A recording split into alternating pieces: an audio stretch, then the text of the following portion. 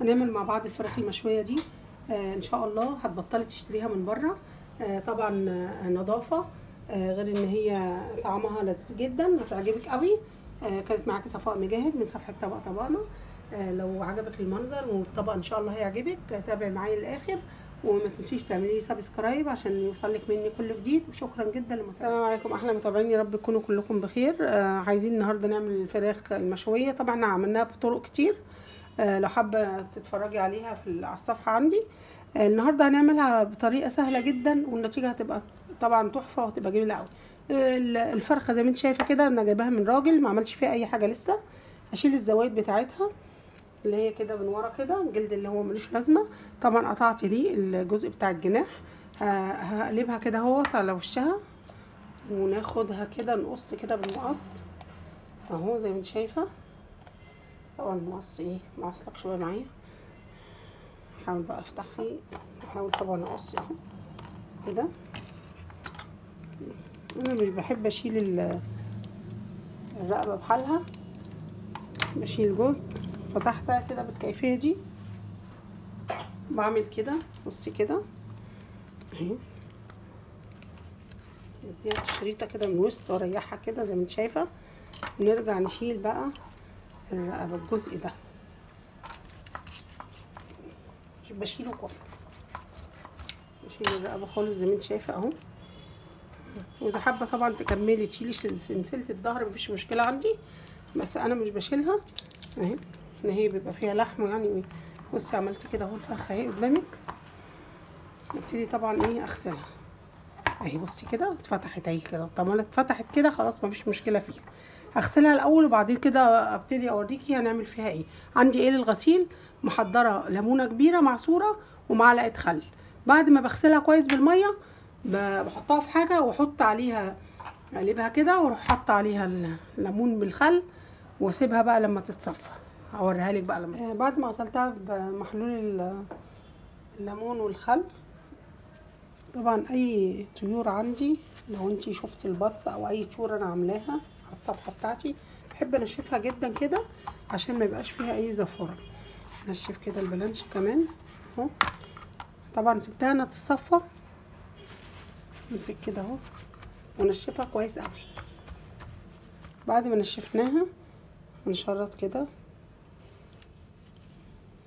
نوريك كده تشريطات عشان التتبيله تدخل فيه تتحقق كويس. بالنسبه للصدر بعمله تشريطات تقيله اهي لجوه كده عشان كمان تستوي معايا، والتتبيله زي ما قلت لك تدخل جوه كده. حتى نفس القصه اهي تمام. خلاص كده امسك بقى تتبيله الفراخ اللي هي بتاعت المشاوي العاديه، واحطها كده على الناشف عشان تشرب من التتبيله كويس وتتحيق كويس. واروح دعكها بيها كده واخليها قيمه 10 دقايق او ربع ساعه. بعد ربع ساعه ببتدي اعمل بقى الخلطه بتاعتي اهي، خلطه المشاوي الجاهزه اهي. بحطها كده في بوله وبحط عليها معلقه ملح صغيره وفلفل. هي دي حقيقه بس ما ينفعش ابدا ما تغنينيش عن الملح والفلفل. بحطه كده اهو تمام. وايه تاني؟ عصير ليمون ومعلقه خل. عصير الليمون، معلقه الخل هنا بتتغلغل جوه الانسجه بتاعه الفرخه عشان تخليها دايبه كويسه. طب ايه اللي بيخليها لي طريه؟ الزبادي بيخلي الفراخ طريه، طعمها جميل جدا تمام. وهكتب لك التتبيله كلها في صندوق الوصف ان شاء الله، جوزي يعجبك.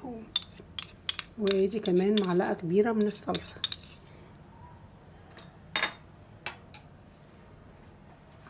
معلقه كبيره من الزيت العادي.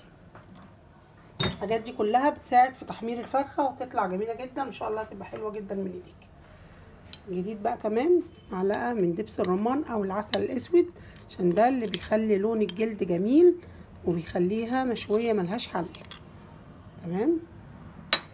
يعني بقى نقلب كل الخلطه الجميله دي مع بعض. المحتويات كلها زي ما انت شايفه واكتبها لك في صندوق الوصف زي ما قلت لك. حطينا لو عندك كمان بصل بودر بتحطي معلقه. طبعا نسيت معلقه البابريكا، ثانيه واحده.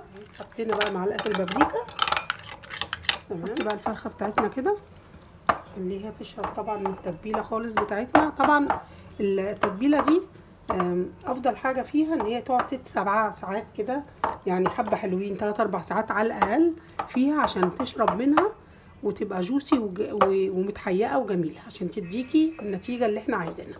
هنبيتها انا افضل ابيتها في التتبيله.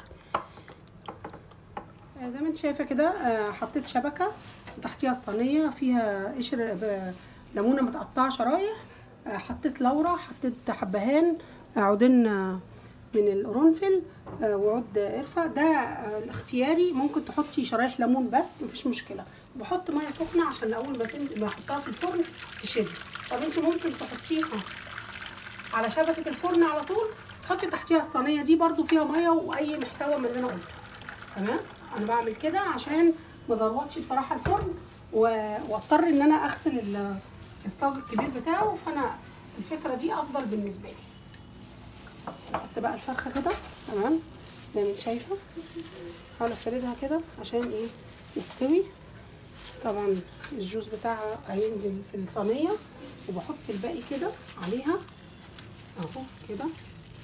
طبعا لما ينزل في الصينيه هياخد ويدي من بعضه، هي تستوي طبعا على البخار بتاعه، وهتشوفي طبعا احلى فراخ مشويه تطلع من ايديك. هنحطها بقى على درجه حراره عاليه، اكون مولعه الفرن، وبعد شويه اروح مخليها 180. بعد ساعه ونص اشوفها وان شاء الله تبقى. دي كان منظر الفراخ في النهايه، ان شاء الله هتحوزي اعجابك. طعمها لذيذ جدا وموفره، جنبيها شويه اي حاجه انتوا بتحبوها بقى، والف هنا وصحتين. كانت معاكي صفاء مجاهد من صفحه طبق طبقنا. اتمنى تدعميني بسبسكرايب، فعلي معايا القناه عشان يوصلك مني كل جديد. شكرا جدا لمتابعتك.